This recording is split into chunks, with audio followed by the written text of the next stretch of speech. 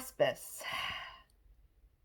We're going to talk about what our experience was like. It's been almost a year, not quite, like 10 months. So, Yeah, 8 months. yeah, and Sarah actually had experience doing hospice with a very close friend who was like a second mom before our mom went into hospice. So she has. And I had grandma too, many years ago Oh, too. I Yeah, forgot that. yeah.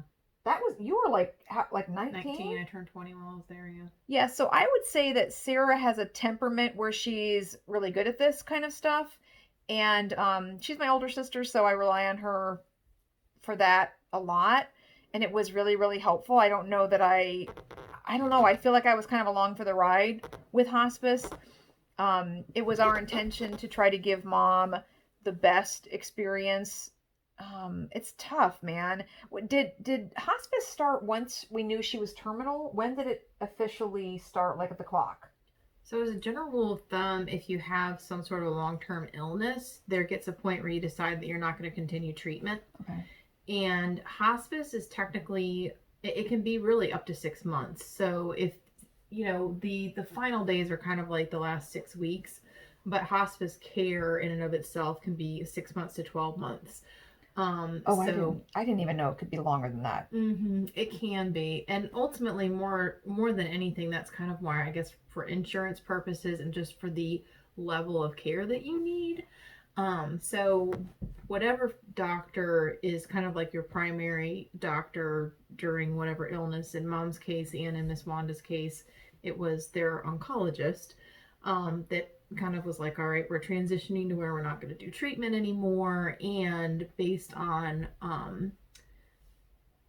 how things are going in terms of how quickly you're declining, you have the option to move into a hospice care. And at that point, they're no longer your primary care doctor. You would be assigned a physician through hospice, and then the nursing staff would report into that physician, and everything would transfers over. Your prescriptions, all your care is overseen by that physician going forward, and you will probably never even see that doctor. It's pretty much just the nursing staff. From my recollection, I think that after mom stopped doing chemo, wasn't there like an experimental there was like some kind of an experimental thing. Did she Well, they like were not going get to try and approved or what was that? they were going to try and do radiation, because she had spots that showed up on her lungs, but she really started declining pretty quickly over this summer, and just decided that she didn't want to do that. So it was more of a quality of life thing, Okay. for her.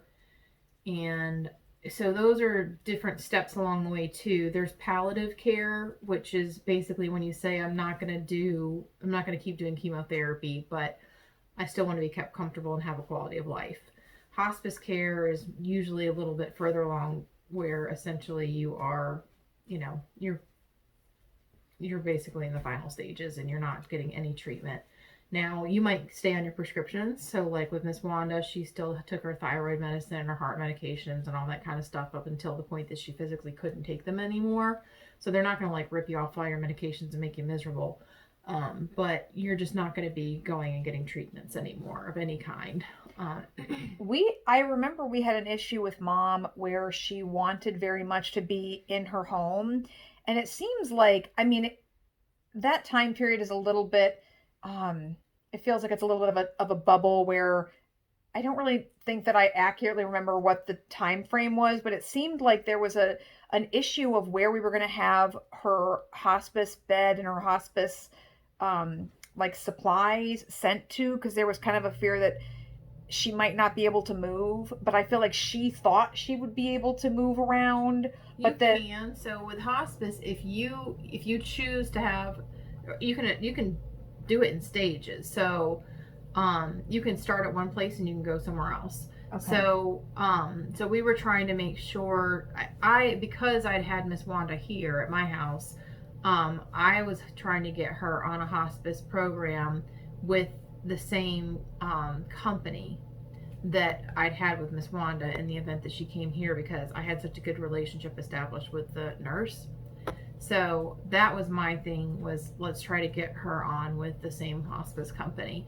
But you can move afterwards if you need to. Obviously, it's not always ideal, but she genuinely wanted to stay home. Obviously, that wasn't as convenient for me. You were there, so it would put a lot of more stress on you. Miss Wanda, she lived in an apartment on a second floor, and she wanted to go home. She thought she was going to get better, but basically she asked if she could move in with me after June because her apartment lease was going up and she was scared about living alone. But so I told her, let's at least start off at the house here and see how it goes. So when she was discharged from the hospital, they'd already set her up with hospice care. And so we filled out all that paperwork, and she was able to get a ride here. Like, I had some of her friends actually brought her here, and they delivered a hospice bed and the whole 9 yards. The nice thing about hospice is that you're on, like, whatever, Medicaid or Medicare. They cover everything. So you can get a hospital bed, you can get an over the bed table, you can get a standalone, like a potty. potty. Yeah. All your supplies are covered, so the bed covers, the anything that you need. Like with Miss Wanda, she had an ileostomy bag because she had a colon cancer and they had to take her colon out. So all her supplies for that, all her diapers, all the medications, anything that they need, the gloves. I mean, they provide everything. Well, in that situation, what did you have to go through as a non-family member to be able to host hospice in your home? What did that look like? For Miss Wanda, Yeah. I was chosen as her power of attorney and her, what do you call it whenever you're the delegate for health or whatever. I should know these things. Yeah, no, I'm sorry, I totally forget it, but Yeah. ultimately, like, you have to choose to have somebody that You're gets like to have the advocate final, of yeah, some. that's Yeah. the final say, and you have to sign paperwork. So she chose me to be that, and Okay. so then I basically had power of attorney over her health, and so that I could make decisions when she got to the point that she couldn't anymore. So anyway, so that's she chose that, and then we filled out the paperwork, and then So it is we did that. possible if you're close enough to someone who's not actually a family you member, but if yeah. that, I don't know if people know that. I feel like there were so many things I didn't understand about hospice before we got into it. And what's remarkable is that the things I expected didn't happen, but then the things I kind of, it ended up being better than I was assuming, which is kind of a weird thing because the amount of work that we had to physically put in was more than I was expecting, but it ended up working out really well. It I don't Is it true that for everybody you always have to have someone that's a family member or someone that's like a responsible person there 24 hours a day? Is that across the board hospice? As far as I know, somebody has to be willing to be responsible for the person. Um, as far as how much help you're going to get, I think that's a really important thing to highlight, is that you're not going to get a lot of help. Um, the nurses, they only have to come like a couple times a week. You're going to get a CNA who'll come, like, give them bed baths and change their sheets and just do some basic housekeeping stuff like that. But somebody is not going to be sitting with your loved one 24 hours a day. If you want that, you can pay for it out of pocket. There are people out there that will do that. Yeah. But it's not part of hospice. What I will say is that, as a general rule of thumb, the nurses that I've had with both Mom and with Miss Wanda were extremely accessible in the standpoint that, like, I could text them anytime, I can call them anytime. If I had questions, I could send them a quick video and say, she's doing this, is it okay? Or, ask questions about medication. They were very accessible, but they will not physically be at your house every day. They will be coming a couple times a week, and as you get closer to the end, they'll come more. With Miss Wanda, for like the last 7 days, I think Miss Shannon, Amy Shannon, was here with us. Basically every single morning and night she would stop by and check in on us because she lived close by, and so they will tend to assign people that are close to you. So from that standpoint, the care will gradually increase as you're approaching passing away, but you are going to be 24/7 taking care of your loved one. And that looks different for everybody because everybody has different levels of sickness and they have different levels of progressing towards to the point where they can't take care of themselves and actually pass.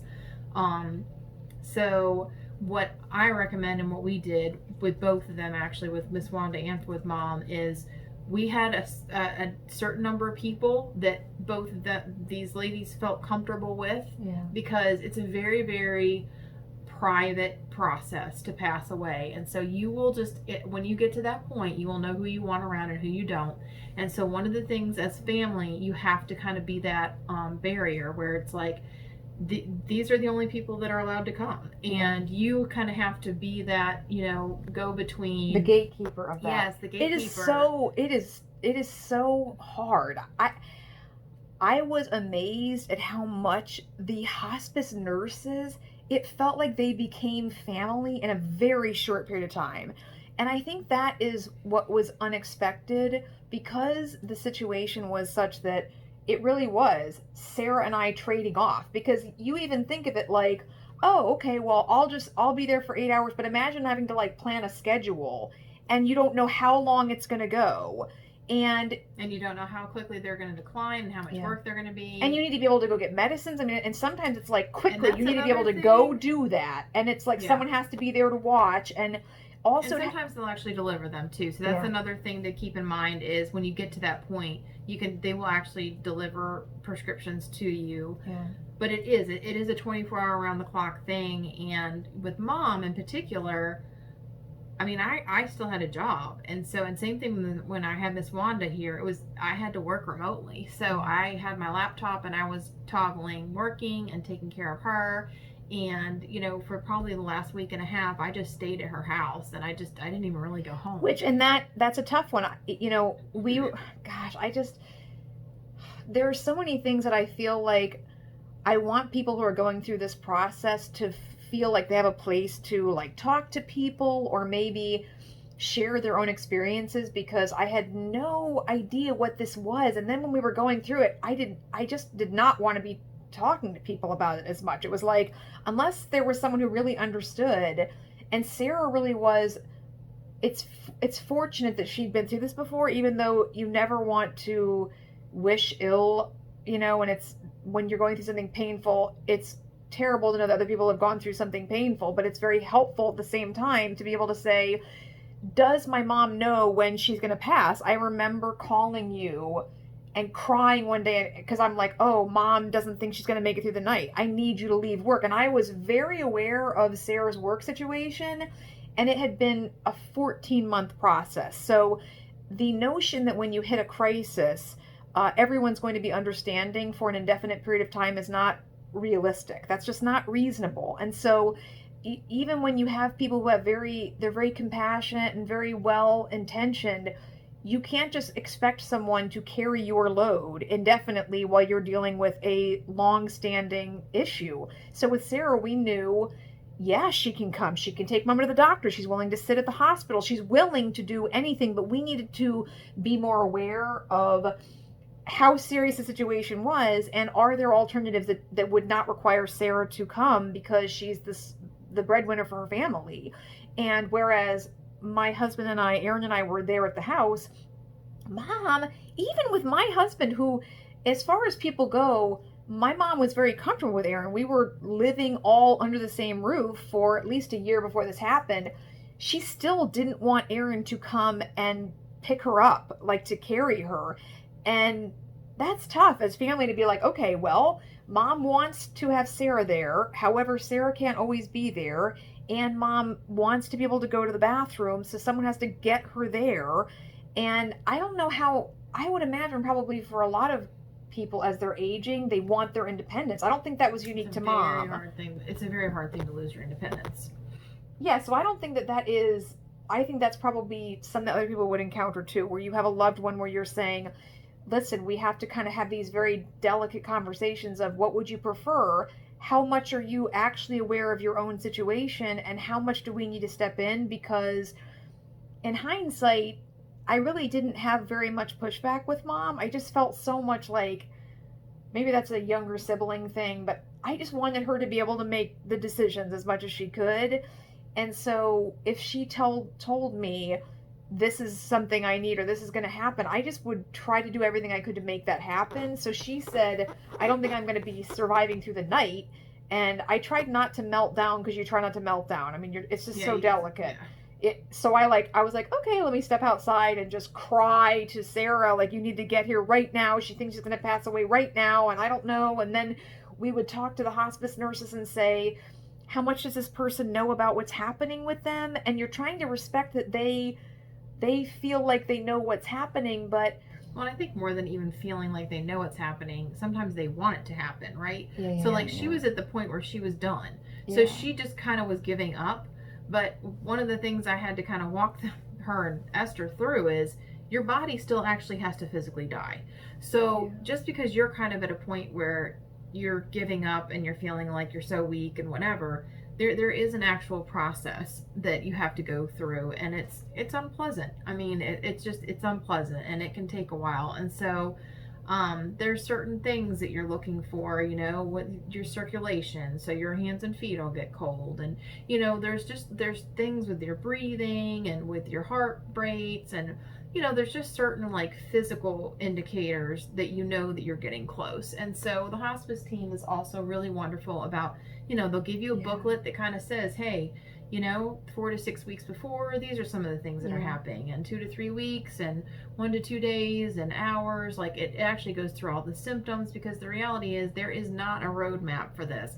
Every person is different, and And that so is so it's so helpful. frustrating Well, because but like you just those don't were, know what to well, yeah. expect. Plus, you're like in the middle, and I'm like, I'm just going to read through the brochure again. I'm just going to, Yeah. because you're also sitting there, and that's your job, is to be on duty, like you're a security guard or something. I've never experienced a job like that. I've always been a busy kind of worker, and I like to do physical things. So to just Have to sit. sit in silence and kind of be, yeah. I mean, I was so glad that Aaron works from home, and so even though my mom did not want him to be part of it, she would allow him to, and she would still try to put on a wig and stuff, even when we're like, Mom, just be in peace, and we love you, and it's okay. She still was not comfortable just having anybody there. So if it was a situation where I had to go get medicine, or you're trying to go get fluids, and she had a situation where, and I think this is common, where your taste buds are out of whack, and Because of the so chemotherapy. yeah, so you're trying to get those nutrients in, and it might be that you wake up and you say, I'm in the mood for a steak sandwich or whatever it is. And so then you, as the person there, has to Make either, that happen quickly before yeah, before it passes. And then yes, yeah, if she tries it and she says it doesn't taste right, yeah, you have to be okay with the fact that you just like moved all of heaven and earth to get a steak sandwich, yeah, and actually it didn't taste right and she only ate 2 bites. yeah, It's those types of things that quite frankly, it's emotionally exhausting, yeah, because you're trying so hard and you're processing through your own feelings, because the reality is this person that was kind of like the adult in the relationship, so to speak, is kind of reverting to a child that you have to take care of, and they're processing through the fact that they're dying, and what that looks like for them, and losing independence, and facing death. And sometimes that makes them very unpleasant to be around, and they're angry or bitter or whatever. And in her case, she was very much at peace, because she knew Jesus and she knew where she was going, and so she was kind of like, let's get this over with. I'm done. um and so that was, so it's like you're processing through grieving the person passing while they're processing through it. And then you've got all the physical aspects of taking care of them. And with mom, she had a big thing about she did not want to wear a diaper. She wanted to go to the bathroom by herself, and it was not an easy thing to physically get her to the bathroom the way the house was set up. So she, for the longest time, would try to get up in the middle of the night, and she would fall. And so we had to go through that whole process. that And was then even it before, was, like, once it was hospice, someone had to be sitting there, and so even then we, she wanted yeah, to, but just you to get in know, and out of the wheelchair, yeah, and then get her yeah, onto the toilet and lift her back up and get her back into the wheelchair, and then get her back into the bed. Like, which then brings into who is ooh, able to do this. You'd think, when, and I think we all think this way, that you think that if you are thin and smaller, that you're easier to move, but like, yeah, there were times when well, and mom she didn't want was. my husband to That be was, carrying her, but it's like, look, if you have to it, choose between yeah. these unpleasant things, and that's, and then if you want, in the back of your mind, you're thinking, I want whatever my last moments are going to be the best. And so there's a part of me that's like trying to be at a 10 all the time because there's a thought of, what if I snap, or what if I have a really bad moment? And that's a last moment, you know. And if you've never lost someone who's close to you, it's that's a traumatic thing to when you hear other people talk about, oh, the last time, my loved one had a car accident, the last thing we said was this negative thing. It's like you get this input from the world around you that says A lot of this is very pressure. important. Yeah, Mm-hmm. and also the notion of wanting to be there in the final moments. And the whole time I had said, I don't want to do that. I don't want to do that. I mean, I thought I would be just as happy to be on the other side of the world in the moment that she passes. Like I don't need that. But then in the moment that it actually happened, I was so glad that you called me. I mean, we you were texting or something. It was the middle of the night. Time is kind of loopy in those kind of situations, but Yeah, it was I like had 3 in the morning or yeah, something. it's like, do you call someone? And also it's that thing of like, is this really the end? And if you when you have a relationship with Jesus too, I think that there's a little bit of an expectation of the Lord will show me what needs to happen when it needs to happen. And as much as you get anxious about being ready or being listening to the Lord or like, being present, that's anxiety producing.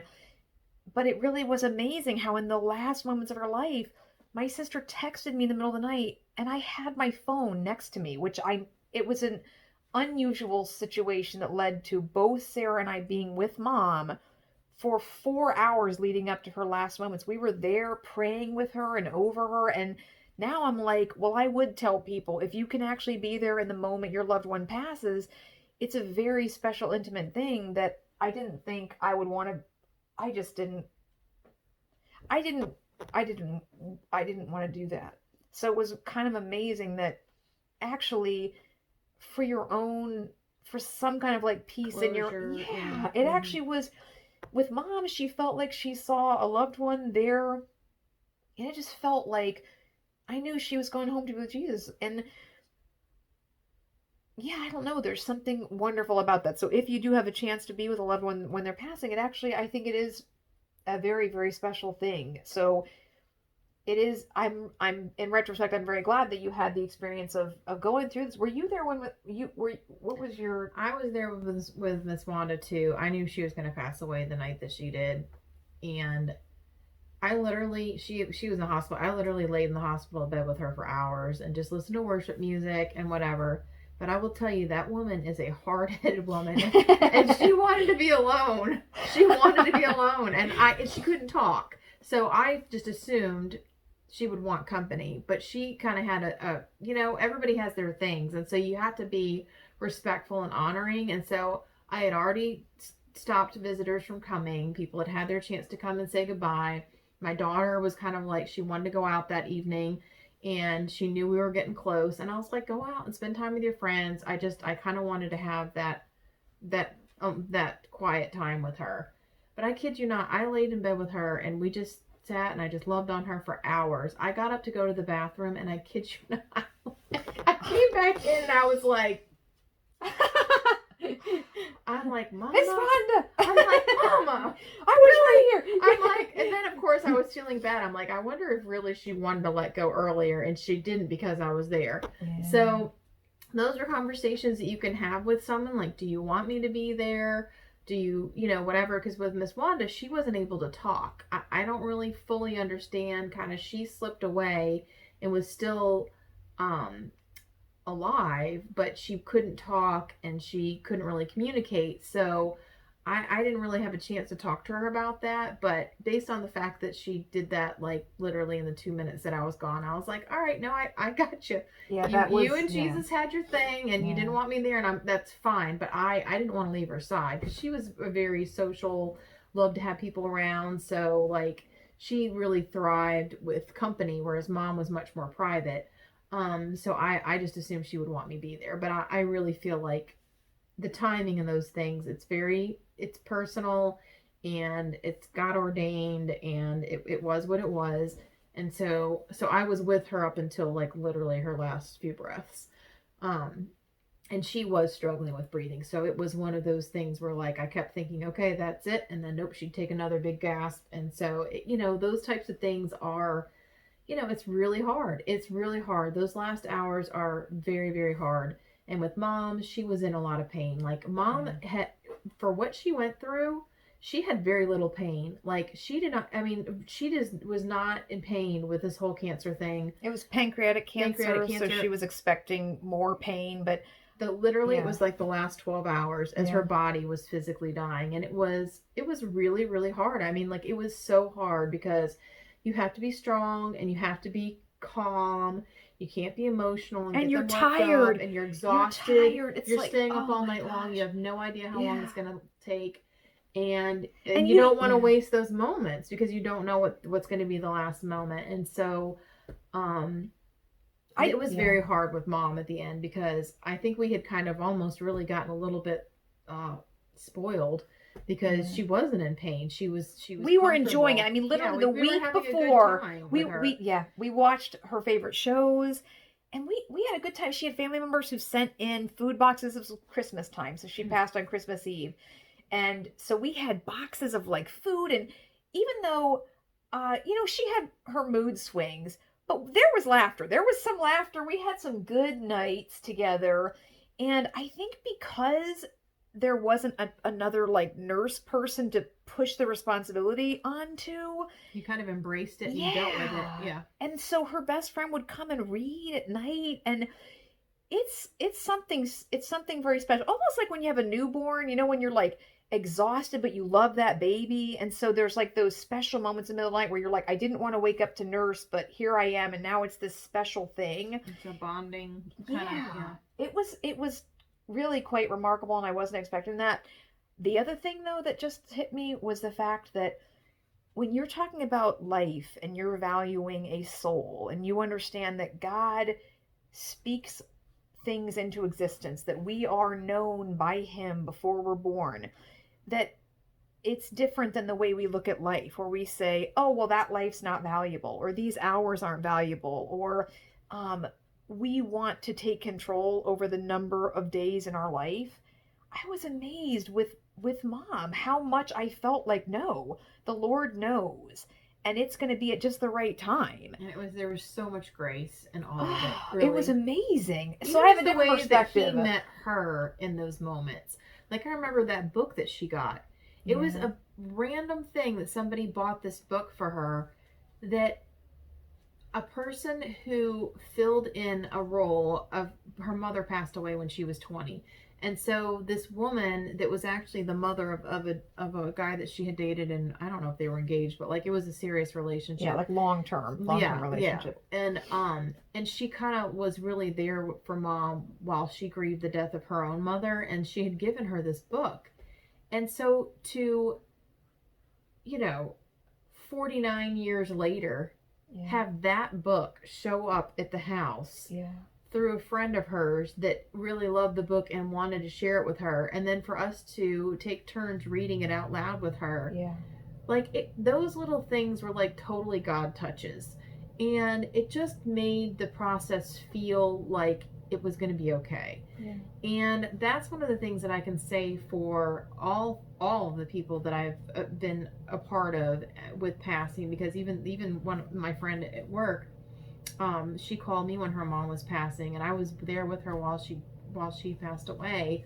um it's like those moments are orchestrated perfectly in so many ways when God is involved, because he brings the right people at the right time, and the things that need to be taken care of, like the body functions like a body, meaning that somebody that's good at one thing and somebody that's good at something else actually coming together to do all the things that they're good at and fill in the gaps. Like it comes together. So it's very important that if there's any way humanly possible for you to have a support team, Yeah. because you don't really know what you're getting into, and It's an you act of really faith. It is an act it's of faith. I mean, you have to. yeah. It just was like, God, I don't know what's going to happen here. And the thing is, I think we're so trained to value life like on a scale, and people feel that way. So with our mom, initially when she was going to get the hospice bed, she asked for the tray and she thought, well, I'll sit in this bed. And we did like Christmas the week before, to be able to celebrate while she felt a little bit better. But we ordered the tray thinking she'd be able to do things with her hands. And within 3 days, she wouldn't have even been able to use it. So Mm-hmm. by the time the tray was available, she couldn't use it. And she really felt like, well, now I want to pass in my sleep because if I'm not able to enjoy Enjoy what's, days. Yeah, yeah. yeah. And that was something that I was like, Lord, why don't you give that to her? Why don't you allow her to pass? Because it was awful when she would wake up the next day and we almost had to like kind of, like you ratchet up in a roller coaster. We had to like ratchet up to like, Hey, here we okay, are now, again. yes, here we are again. We're going to Yeah. watch shows. And then by the time evening came around, we were like, oh, I'm so glad we had this other day together. But there was a process of, okay, everybody, we're doing this again, and she wanted to let go, and it felt like, Lord, will you just be merciful? But yeah, in retrospect, it's like it is his perfect timing, and it was wonderful, and it just was a very intimate, wonderful thing that we wouldn't have had if we had had other people coming in to bear the weight. And God knew how long it was going to be, and I believe that he would have sustained us if it had been longer. And we didn't have to be afraid of that just to try to give that fear to the Lord and ask him to be with you, and he will be with you. It was really remarkable. And I wanted to do a video on this. I wanted to be able to share, so hopefully this is helpful to someone. Or if you have questions or you want to share your own experience, that below this video, if people have a chance to share, it just might be a helpful place, because hospice is scary and it's very unknown for a lot of people. I don't know that you really go through it twice. You went through it twice back to back, Well, but I that's guess it just rare. depends on kind of where you are in the stage of life and how many people you have in your life that are elderly and in need. With Miss Wanda, she was a widow that had no children, and her family loved her, but they were in situations where they were not physically able to take care of her. And so they were very grateful that she was able to come here. But I think that one of the things about hospice is, and just the whole dying process is, it is a very intimate thing, and it's an honor. It really is an honor to be able to be with a person that you love until they die. Yeah. And it's a lot of work, but and everybody has different situations and circumstances that allow for different things. If we had been dealing with someone who was dealing with memory loss or things like that, where like we had to worry about her leaving the house, or there's so many different things and aspects that can make this a different situation completely. Fortunately, with my grandmother and with Miss Wanda and with Mom, they were all mentally there until the end, until they couldn't take care of themselves. And so that was an aspect of it that made it possible for us to do home care. But on a personal level, I would really not ever want a loved one to not be able to choose to be home while they pass away. Yeah, yeah. So if I would really go out of my way to make that happen based on the experiences I've had, because I do feel like if you really are choosing to honor that person until they die, and you really and truly want them to be able to pass away in the way that works for them, then God will meet you there. And even if you can't do it for the whole time, even if it means you start off at home, and then when it gets to a place where you can't do it anymore, that you transition. Those moments are precious. Yeah. You'll never get them back. And I really do believe that God gives grace to kind of manage those. So with Mom, part of the reason we had kind of come to an agreement that if she was still in hospice after the holidays, Yeah. that she was going to come stay with me, because I could not continue to be away from my family. And Esther was she was just had surgery, and she was exhausted, and it was just not a really great situation. And Mom felt a little bit more comfortable with me because I tend to be a little less emotional, a little bit more like task oriented. Yeah. So it was just easier for me. I could just stay busy, and I was okay with being quiet. I can sit with people and just be quiet.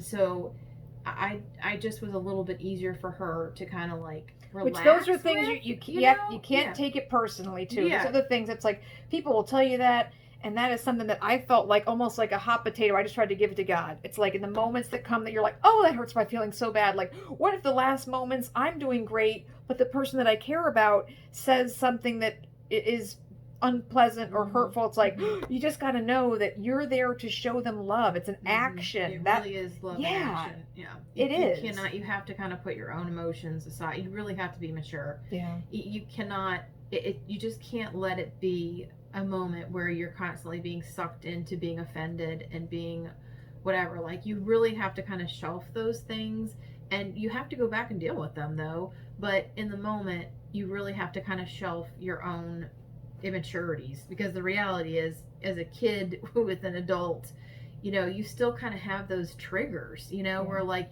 you want your mom to be pleased with you, and you want to make her happy, and you want all these things to be happening, and those people are not going to be able to meet your emotional needs. They're not. You Yeah. were there to meet their needs, and if you can't do that, then you need to give yourself some time away, and you need to know when you're getting to a place where you're coming up on red, and Yeah. somebody Yeah. needs to step in, because you don't want to poison the process with your crap. You don't.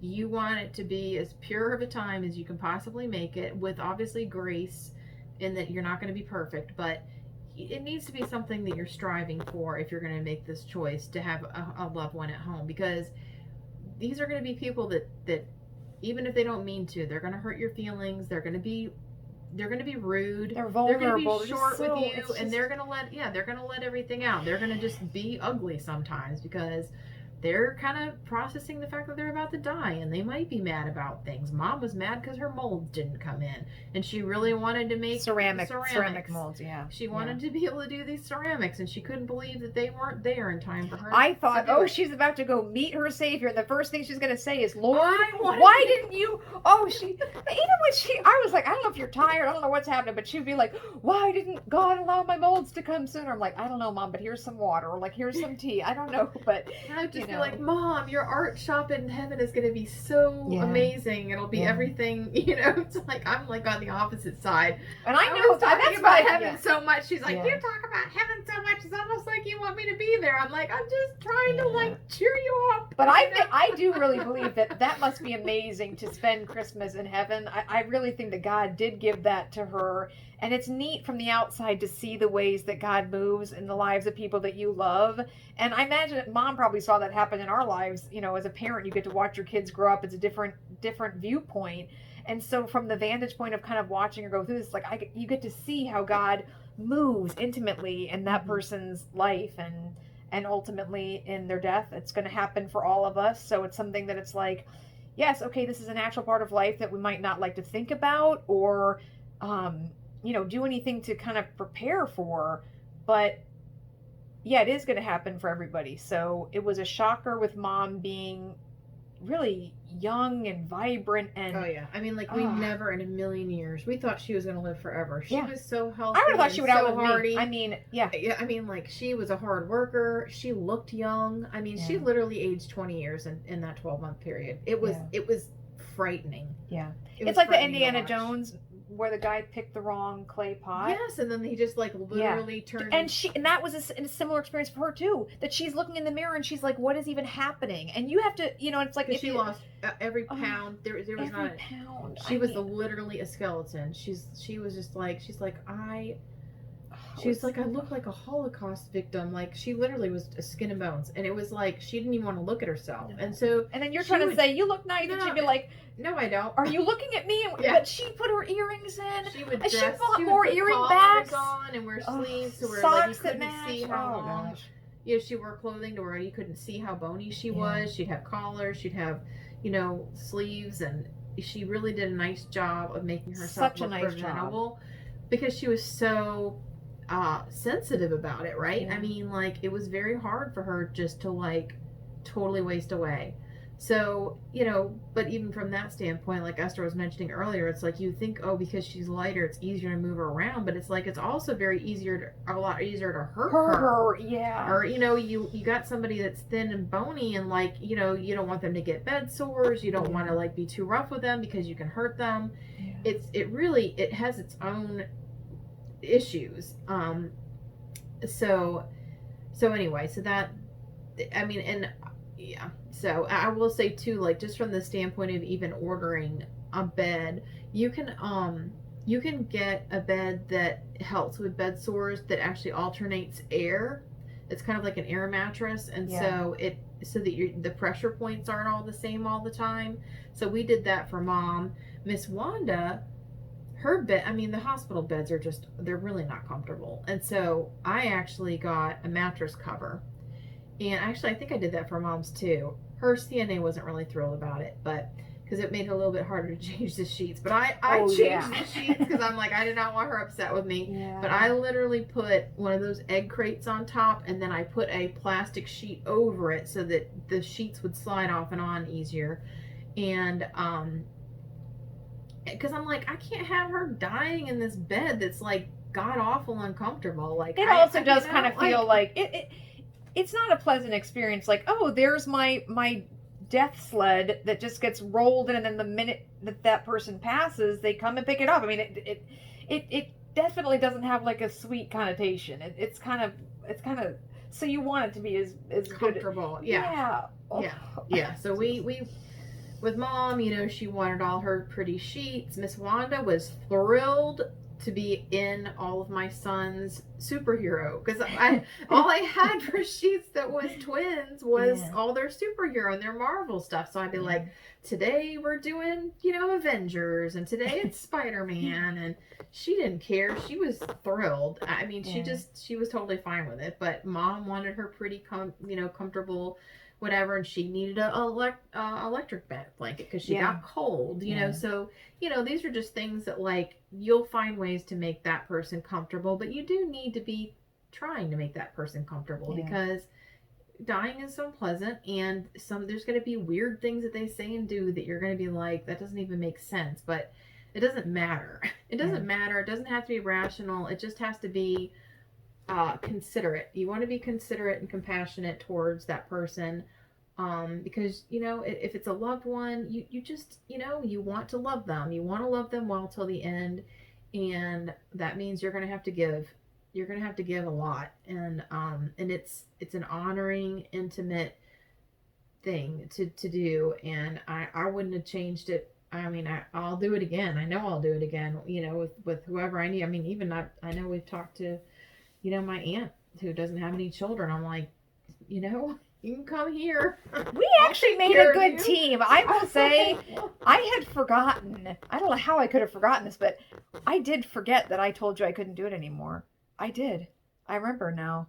I was like, I can't do this. I can't do this. Uh, that was.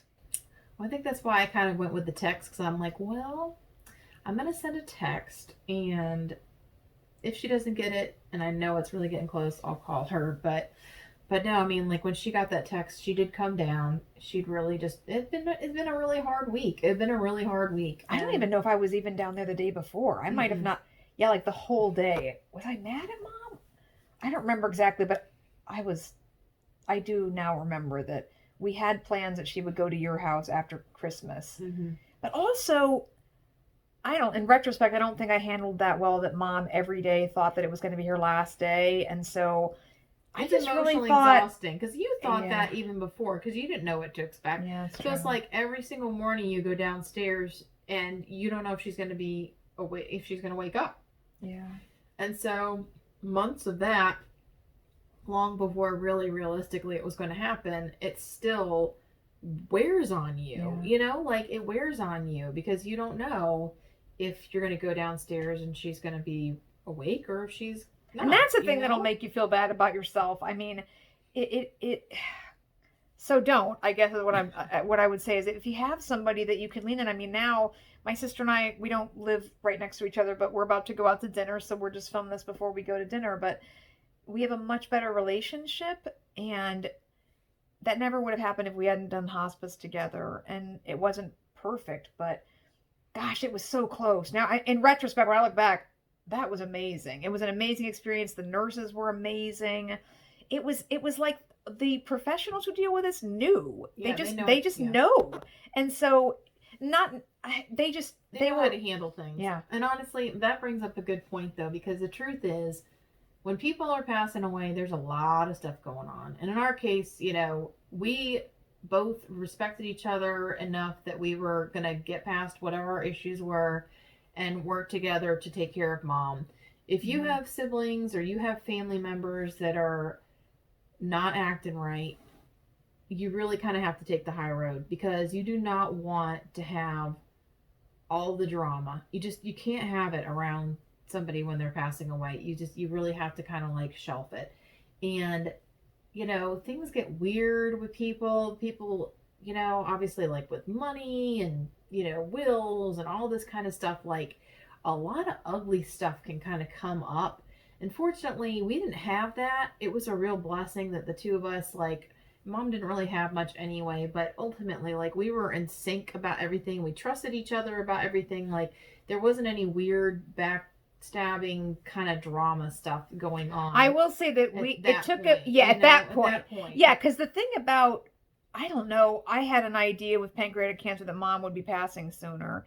And so I was afraid of that from like literally from day one. And so Mm-hmm. you kind of initially go through your scrambling because the only experience that I had had with death before this was my father in law.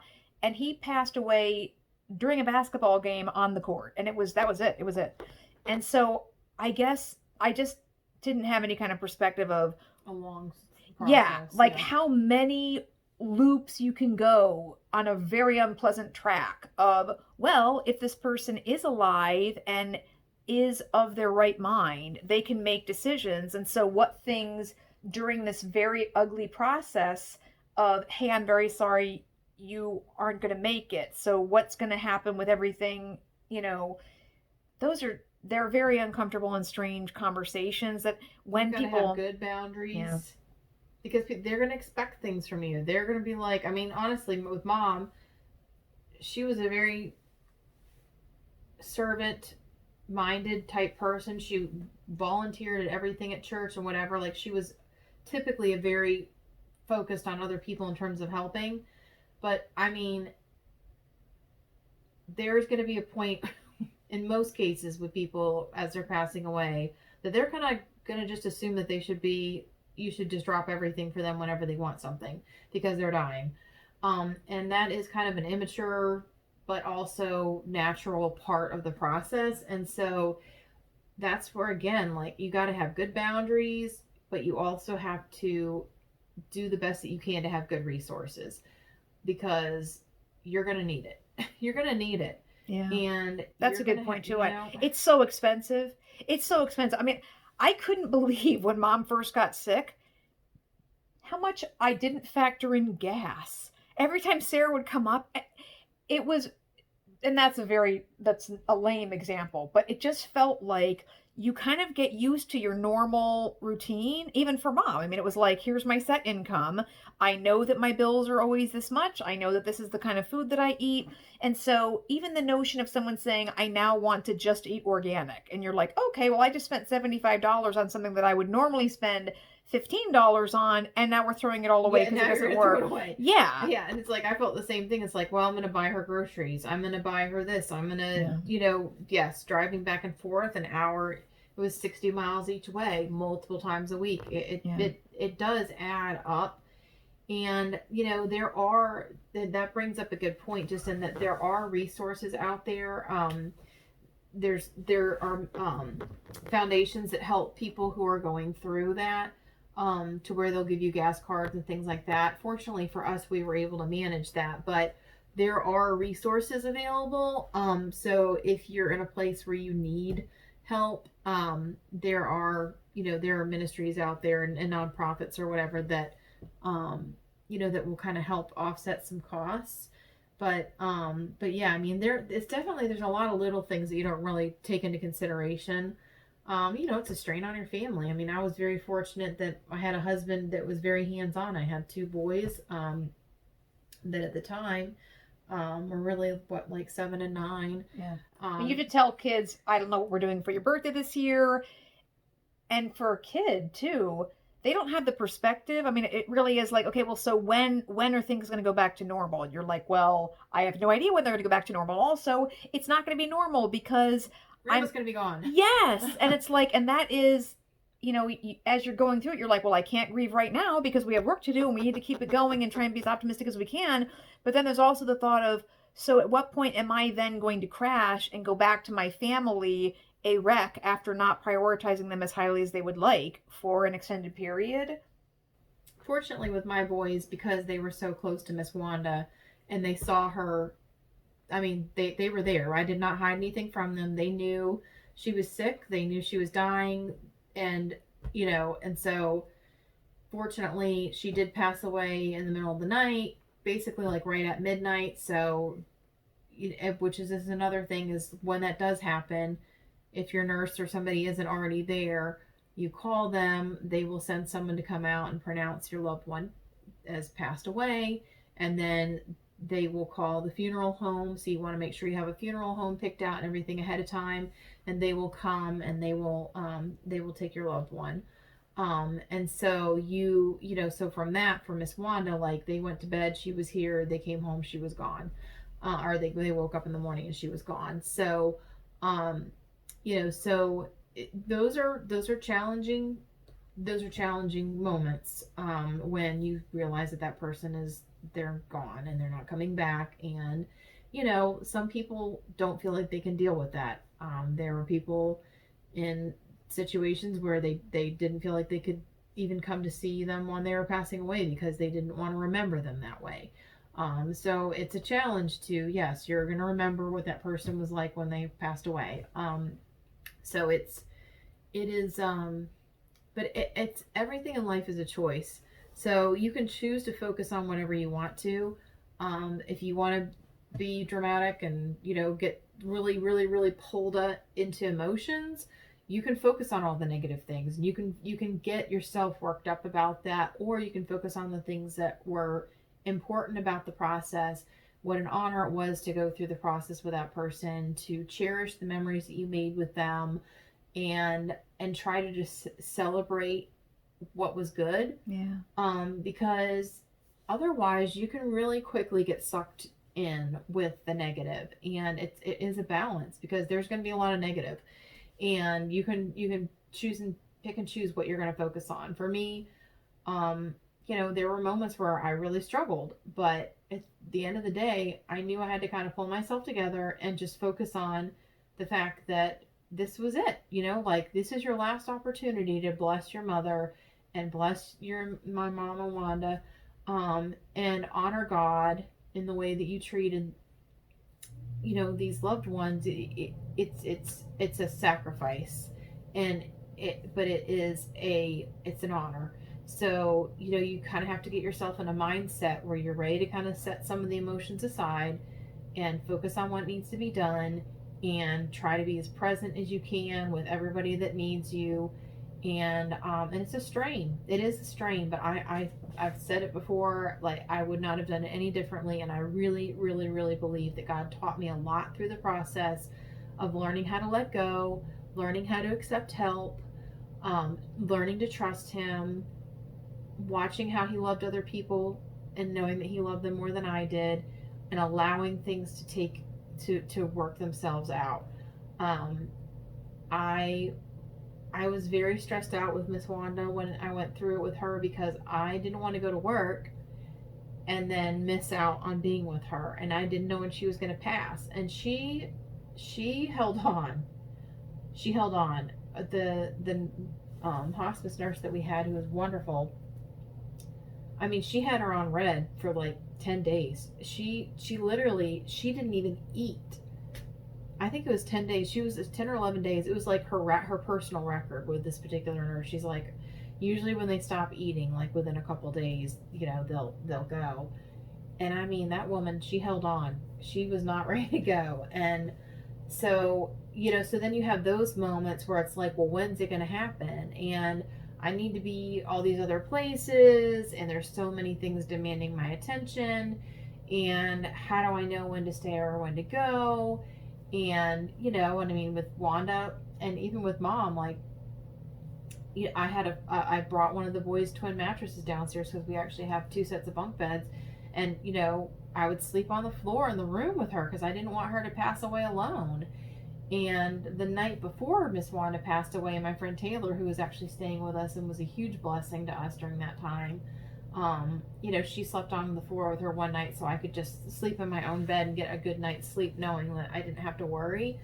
But those are things that's just the reality of it. It is a process, it's a journey, it is it's you don't know when it's going to end. And so you're kind of on this treadmill not knowing when it's going to stop. And every day is hard. It has its own challenges. There's good things, there's bad things, but it's hard to not know when, especially when you're in a season of life. Like with us, we have small children. Yeah. Our parents were 30 when they had us, and you know so you don't realize sometimes when you're older, when you have children, that if you're going to get sick in your 60s or your 70s, and your kids are kind of in the throes Of their own family, their own families, and their kids are school and age, that means that like also you're married. It's not like you've been married to your partner for 20 years. We're still figuring out how to raise young kids, how to keep a marriage healthy, because anyone who's married understands that marriage, it's hard. It's very hard. And I don't mean this in a derogatory sense, but sometimes husbands, like they want your love and affection. Yeah. And so if they're watching you give love and affection to someone else every day, all day, and then you're coming back to them depleted. Yeah. That's so yeah. I think like kudos to husbands who can do this. And also Sarah was going through hospice with Miss Wanda while my mom was sick. I don't think I've ever really stopped to appreciate that. I think that if you have a mindset where you're kind of looking for someone else to be in charge, if you don't wake up going, I want to be in charge. If you're a person who's just like, no, I don't want to be in charge, which I think that's probably most people. I don't know a whole lot of people who welcome being in authority.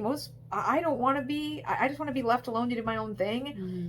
But if you look at a person, you think, well, there's a person who's qualified, and hey, look, I've watched her do it before, and she can just keep juggling, so I'll just keep passing balls. You need to be mindful of opportunities for you to grow as a person, because just because you're scared or you think that you can't do something doesn't mean that you won't be able to rise, that God won't give you the strength that you need to be able to take on a new challenge. And so I would encourage people, if you're in an environment where you look and you think, well, there's a natural leader, so I'm just going to keep stepping back and keep pushing forward onto that person, that's just not the right way to behave. That isn't the way to be. And that's not the way to grow yourself. And that's not the way to love other people. You just don't need to take people for granted. And so if you have someone around and you're just like, well, that person has a natural strength, that doesn't mean it's not hard for them. Right. I mean, think about that in your own life. It's not like, oh, well, this would be really hard for me, but for you, it wouldn't be hard. Like, yes, probably it's hard for that person. And, in life, you have to go through these moments that cause you to learn things and grow and mature. So of course it's easier to look back and go, oh, wow, that's interesting. I didn't know that at the time. Well, be ready the next time. Be ready to learn. Be ready to grow. Be ready to be teachable. Yes, be teachable. And self-aware. Self-aware and others aware. It definitely, I think for all of us, it was a big growing experience, because even whenever I decided to take Miss Wanda in, my mom was not happy about it. No. She was like, what are you doing? I'm like, the same thing I'm going to do for you, Mom. Yeah. I'm stopping everything in my life to allow this person to transition. Yeah. That's what I'm going to do. And I'm going to do it for you when it happens. And I mean, with her, she had her surgeries and everything in February. And so she had stayed at my house for a couple weeks after her surgery to kind of get to the place where she could kind of be on her own a little bit before she went back to Esther's or to her house where they were. But that was the time frame when Wanda was declining, and she was in the hospital a lot. So for me, there was a lot of nights, but really for several weeks, where I was toggling back and forth with both of them, and I would come home and I would take care of my family. I would put the kids to bed, and I would drive to the hospital literally every single night with Miss Wanda. I'd leave at 8, and I would go and I would make sure she had all her medications. I'd make sure her ileostomy bag was emptied. I'd make sure that she had everything she needed, and she was in bed, going to bed. And I would come home 10:30 at night, 11 o'clock, and start the day again, do the same thing, because I was not going to have a day go by where she didn't see me unless somebody else was there. But that, night shifts and things, whatever. Someone has to be your point of contact for care. With you. You've got to have somebody with you that is advocating for you. And even though Miss Wanda was really wonderful, she could be a little demanding. And so it's like, if there's all these little idiosyncrasy things that you want before you go to bed, and those nurses are taking care of people who have needs, you're not going to get that attention. And so for That's me, where the rising to the occasion comes in, where it's like you need to acknowledge that there isn't someone else that's just going to take on all the responsible factors, especially when you're talking about someone who's just paid to have a job. I mean, it's like there's going to have to be people who really, yeah, I mean, you really, I think that's the thing. I just was like, someone else, like, oh, it's me. Well, you can do it. I mean, I think people can do more than they realize that they can do. And if you look around and there isn't someone else, then maybe that means it's you. You know? Yeah. No. So that was that's a good point, because like that was kind of a bit of a transition, because she came and stayed with us in April and she passed away in May. So I mean, it was kind of right after mom's surgeries and right before she was about to start chemotherapy back. And so she was kind of like, I'm gonna need you, you know. But again, God covered all of that. Like that, she was with us for like 23 days, I think. And you know, it was the time where mom was still recovering from her surgery. She wasn't doing chemotherapy. Other people were able to help her. She was in a better place. And so we were able to kind of transition both of those things at the same time. But that's the other thing. Like, you just don't know what's going to come at you during these times. It's going to drain you, because there's a lot of important things. And there's a lot of things that I missed with both of them that I would have wanted to be. And really, there were other things happening. Like one of my best friends, her father had open heart surgery, and he's like my dad.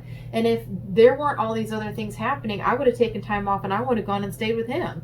And so there was different things that were happening that was kind of like, if mom wasn't sick and if Wanda wasn't sick, I would have been at all these other places too. And so, well, also the day that mom had her Whipple surgery, your father-in-law was having open heart surgery. That was the first month. He was in a different hospital having open heart surgery the exact same time as my mom was having. And mom did not want to wake up to me. That was my first time of having like I kind of have had a psychological breakdown through this, which I'm still on medicine for, and it's okay because we made it through and it's fine. I'll talk about that in another video. But that was my first time of being in a hospital and having sheer panic because Sarah was going to another hospital, and I thought I was going to lose my mind that day. I'm like, mom can't, because Sarah was really her point of care person. Like, she was her point of contact, like her person. And you know, again, those things sometimes don't make you feel very good, but if you're there to serve, then that means that you accommodate. You let people have their preferences. So if mom's like, you know, mom would say, not that daughter, and I would be sitting there and I would try to make a joke about it, and I would just like, she's like, my daughter's not here yet. Esther's standing right there. She's like, well, you know, I'm just one of the daughters. But then she wouldn't let me hand her food sometimes because Esther cut it up better than I did. So I mean, like, thank God there were moments. So, because I was like, I am the worst. And you have to rise though. You have to be like, and you're telling me I'm a sack of poo, but I know there's no one behind me, so I'm the only sack of poo you got. So we're gonna have to do this. And I tried to keep comedy. I would say I'm like the town like jester or something, you know, to try to make it light, because mom would have people from church around, and I'm like, she doesn't mean that. Because that's the other thing. The nurse comes in and will ask my mom, are they being nice to you? And I'm like, oh, mom, please don't tell them I'm not being good to you because you're mad at me. And by God's grace, she never did. Thank you, Lord. But that was God moving on my behalf. And I'm like, Lord, what if a nurse comes in and mom says, no, this person isn't good enough? It does remind you of having a child where you're like, don't go to school and tell a lie about your mom and dad, because they'll just take you away. You know, I thought, what would happen if this hospice person came in and mom said, you know. Yes, because in addition to hospice, you are also going to have somebody that is, social worker. Yes. There will be a social worker assigned because they have to make sure that your loved one is being taken care of appropriately. So there are people paying attention, and you know, the CNAs and the nurses and the social worker. You know, there are layers of protection there to, you know, to prevent elder abuse or whoever. Which I appreciate that. Yeah. But you might not always get a lot of notice, like the notion of who's going to be here. I mean, because you might think, oh, I can go run to the store. The pharmacy is right down the road. There's no one to cover me, but I'm going to. That could be the moment that your social worker comes in and sees your loved one tipped out of the bed. I mean, so there is a real responsibility that is.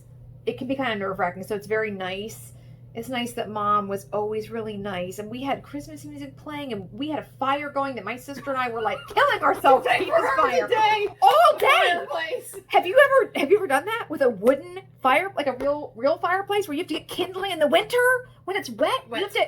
Yes, you have to. And my mother was a good fire builder, so she wanted a crackling fire. And like she would tell you how to do it. Oh my gosh! Because if you didn't have the wood the right way, she'd be like, "Do it like this. You're not doing it." So these hospice people would come in, they were like, "This is so nice," and we were like, "Oh my gosh!" I felt like the Shirley Temple, the Little Princess, where she's like trying to get everybody like taking the ashes, because you have to dump out those ashes. I mean, it was immense, and Sarah was really not the only person, but I would say you advocated very strongly that Sarah gave me permission, is what I'm going to say, to have a double mastectomy done. This issue that mom had was genetic, and I was afraid that I had cancer that I didn't know about. That was just maybe an irrational fear, but from the moment that I tried to wait to find out about the BRCA gene, I did not want to know while mom was sick, but then I opened that can of worms, and from the minute I opened it, once I got these results, that was like, yeah, you're positive for this. And it can take months to get on a schedule, because you have to go through a process of, first you go through the test where you go in and get your blood test, and then it's 6 weeks for them to tell you, and then then you go get an MRI, not an MRI, but like you get the you got an ultrasound, mammography. Yeah, and it's like, but then you have to wait for the results. And so by the time it was December, I had been 3 months into the process of, well, we really can't tell you if something is going on or not. Until you have surgery. And so I was like, Mom, I'm going to get this surgery done. And my mom was like, don't, please don't. And I thought, she's like, can you just let me die first? You know? Yeah. I'm like, but this could go on. And I just thought, Mom, your mom died of breast cancer. And I want to do that for my kids. In her 40s. Yeah. After battling it and it coming back. And God bless, like, that's awful. If you don't have a support person with you to say, you can do this and we'll cover. And it's just a powerful thing. So while mom was passing, I had a double mastectomy, and I was like, God help me, I'm still going to be on the rosters. I'm still going to be a person. I didn't want that to stop me, but I know now in hindsight that mom was like, are you kidding me? You're going to have a double mastectomy and then come home and take care of me? And I feel like I did, but that was crazy. It was crazy. It was crazy, but Sarah, you always take on more than she let me, though, in a wonderful way of like, she said, Esther, I also don't want you to die early and leave your kids, and I understand that you're concerned about it. So if you can get on the schedule to have your double mastectomy done, because I was waiting and didn't know, and when they finally said, like, basically next week you can come in and do it, because it's the holidays, so like it's very, like December 6th or something. Yeah, I'm like, it was literally like 3 weeks before mom passed away. Yeah. Which I was like, I want to get it in for co-pays. That's all the stuff that you're paying attention to. You're like, every penny you're pinching. I'm like, I didn't want to have to start the whole new year. I wanted to get it in. And so mom was not happy about it, but Sarah was wonderful about it. And so it was like, you kind of have to be there to support each other, because the person who is sick is not always, they may not be supporting whatever the thing is that the person who's working with you, that you're baton trading with, might say, you know what? I will try to make up for whatever the gap is, so that, you take care of Miss Wanda while she's doing hospice, and we'll make sure that mom is taken care of. And while I'm doing surgery, I mean, Sarah was watching mom and watching my kids, so my husband could be with me, and, you do those things. So this has gone on way longer than I thought. This is almost like a podcast, but the Lord knew that we just needed to share about it, I think. So we're going to go get some dinner before the restaurant closes. Yeah, so feel free to share about tips. If you've gone through hospice with someone and you have things you want to share with people, please leave comments, and just allow this to be a place where it can be a place of like fellowship or nourishment too in these comments, because it's tough, but you can do it. And by God's grace, we did it. And yeah. Hopefully we don't have to go through that again for a long time. For a long time. Yep.